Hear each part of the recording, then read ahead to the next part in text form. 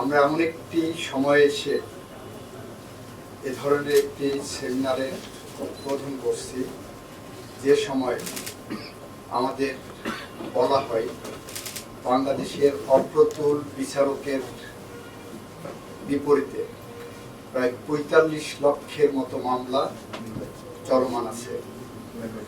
এটা আমাদের জন্য অনেক দুর্বোধ্য, অনেক বোঝা স্বরূপ। সেটা সুপ্রিম কোর্ট থেকে শুরু করে সিভিল জজ পর্যন্ত সমস্ত ক্ষেত্রে, জেলা জজ থেকে জেলা আদালত থেকে শুরু করে চৌকি পর্যন্ত বিস্তৃত।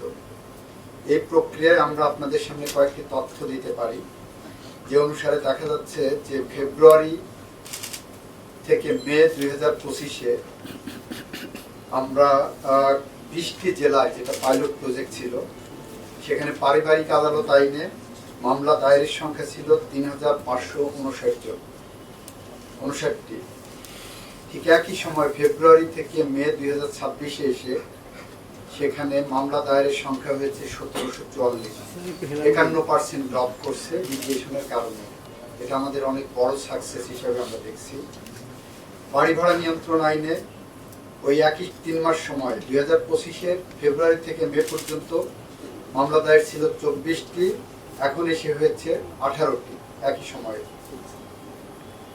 সিভিল জজ আদালতের এখতিয়ারভুক্ত বন্টন সংক্রান্ত মামলা, সেখানে দেখা যাচ্ছে 2001টা ছিল 2025 সালে ওই 3 মাস সময় ফেব্রুয়ারি থেকে মে পর্যন্ত।